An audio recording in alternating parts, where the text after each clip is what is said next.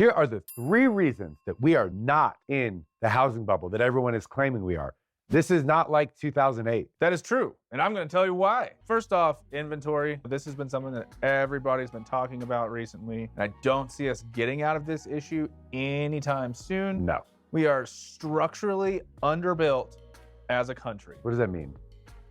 We're just, the structure of the country is. Like the amount? Yeah, we just don't have enough. No. There's just not enough houses. You can't define structurally underbuilt structure. with, well, we're just underbuilt The structure structurally. is just a little bit underbuilt. But we just don't have enough houses on the market right now to go around. There is way more buyers trying to get into houses than people trying to sell houses.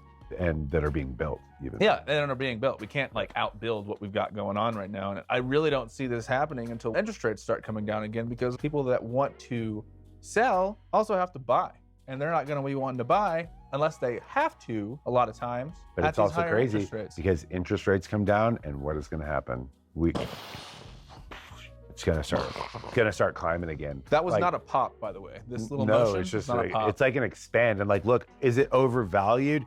It depends on your definition of overvalued, because value is the price that somebody assigns to it. And if you look at the number one rule of the economy is supply and demand. And if there is low supply, there is going to be high demand. The only scenario that I can see is if in the next 3 to 5 years, it might even take longer. I'm going to say 7 years, when people that bought in 2020, 2021, 2022, when they really got locked in those low interest rates, I think what's going to eventually happen is the rental market is going to get saturated. When the rental market gets saturated, people's homes are going to sit on the market for a really long time, and then they're either going to have to lower it below their mortgage or what's reasonable, or they're going to have to sell. But that's not like an influx of inventory, and it'll just trickle.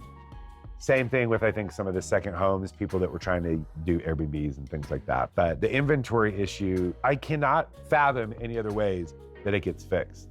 I guess the only thing that can be fixed is all these tiny homes and the boxable homes that you can get at like Home Depot now. Have you seen boxable? Yeah, they're like $30,000 little tiny homes. There are entire tiny home, like legitimate tiny home villages, tiny home neighborhoods. I don't know if we have any here. There's like a tiny home like camping place. Yeah, there's one in Woodland Park.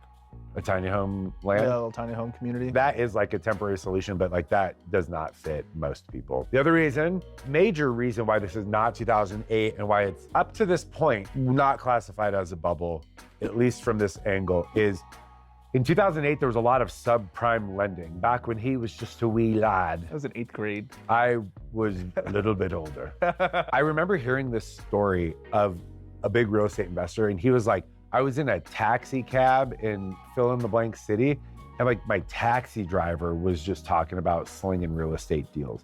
That's not a dig at taxi drivers, but I think it just illustrated that it was like anybody could get loans. And it was kind of what was happening right now, is that everything was getting snatched up, subprime lending, like they were doing some really kind of shady things to get people money, and there was no proof of income. You could just say, I make $250,000 a year. And they're like, here you go.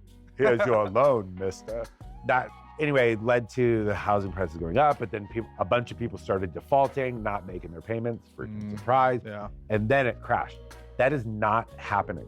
There's multiple reasons, but I think some of the stats that you're about to throw out are really strong reasons of why that same type of foreclosure thing is not going to happen unless it happens, like I said, in the long-term rental market. For sure. And people have been talking about, there have been foreclosures on the rise recently, but that's relative to these past several years. Which there was like Which zero. there was, yeah, like I think 1 to 3%. It's gone up, like I think the last stat I saw was foreclosures rose to 7% or something like that. It's nowhere near what it was in that 2007, 2008 timeframe. The last thing is that cash purchases are at an all-time high right now.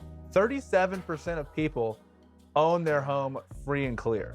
So when they sell, I thought it was 37% of purchases are cash buyers. 37%. Real-time fact check. Jamie, look that up for me. 37% of homes are owned free and clear. Cash purchases are high. All-time high? Does it say how Just many says cash high. purchases? I thought Hold on, let's look it up. Oh, I think it is cash purchases are 37%, but then the number. Yeah. 36.1% of Okay, all cool. homes. Let's just say 37. You saw it here. Real-time fact checker. 37% of homes purchased in cash, which means people have enough equity in their home or that it's just owned free and clear. I think a wilder stat is that 91% of homeowners have an interest rate less than 5%. And that number, while it shrinks very, very little. It's like over 60% or something like that right now have under 4%. Those are such low rates. And like the likelihood that we ever really get back down into the threes is slim to none, because I think we're learning our lesson that we dropped them down, held them there for way too long, have really been racking my little brain nugget, trying to figure out what will cause the housing market to go down and to be more affordable.